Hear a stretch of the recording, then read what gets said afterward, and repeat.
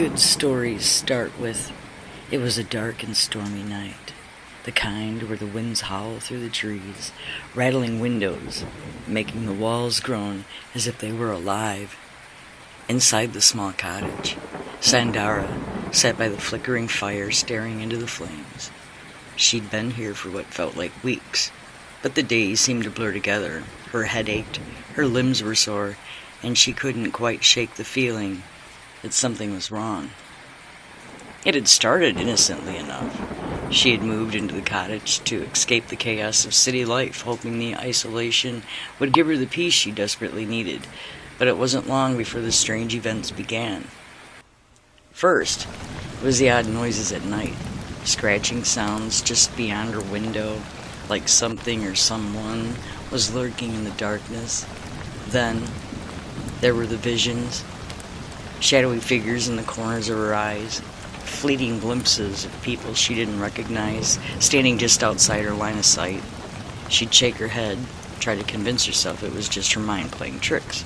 But deep down, she knew it was more than that. But the worst part was the dreams. Every night, without fail, she would drift into a sleep, a restless sleep, only to wake up in the same place, her own cottage, but everything felt different. It was like a warped version of reality. People she had never met would appear, speaking in cryptic riddles, telling her things she couldn't understand. The landscapes outside the cottage would change, shifting from lush forests to barren, desolate fields, and always the same feeling of being watched. Tonight, she sat by the fire, trying to calm her nerves. When the door creaked open, she jumped, her heart racing in her chest. When she turned to look, there was no one there, just the empty hallway leading to the outside world. But the door remained ajar, as if inviting her to step through. The wind howled louder, and something inside her urged her to follow. Sandra stood up, her legs unsteady, as she made her way to the door.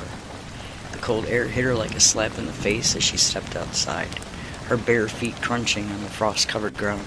She shivered, but she couldn't stop herself from walking further, deeper into the woods that surrounded her cottage.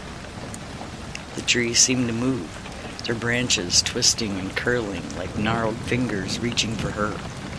The shadows grew longer, they grew darker, and the further she went, the more she felt the presence of something watching her, something following her every step.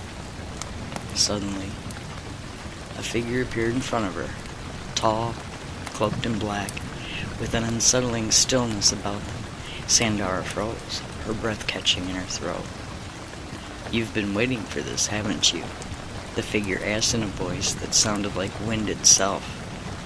"You've been waiting for the end." Sandra opened her mouth to speak, but no words came out. Instead, a sense of dread washed over her, suffocating her. The world around her began to tilt, as if the ground beneath her was slipping away. "No," she whispered, shaking her head. "This isn't real."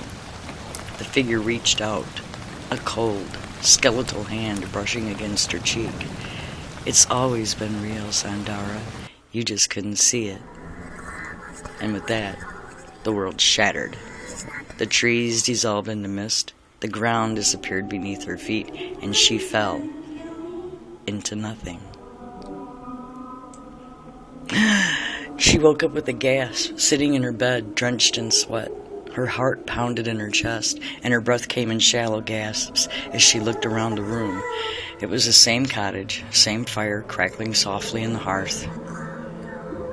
But everything felt off. The storm outside was gone, replaced by a quiet, unnatural stillness. She could hear her own heartbeat in her ears.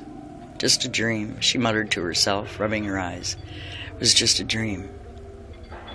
But as she tried to calm her racing thoughts, she noticed something strange. The door to her room was opening slightly, and standing there in the doorway was a figure, a tall, cloaked shadow, watching her from the darkness. And Sandra realized with a sinking feeling in her stomach that she wasn't sure if this was the dream or if the nightmare was only beginning.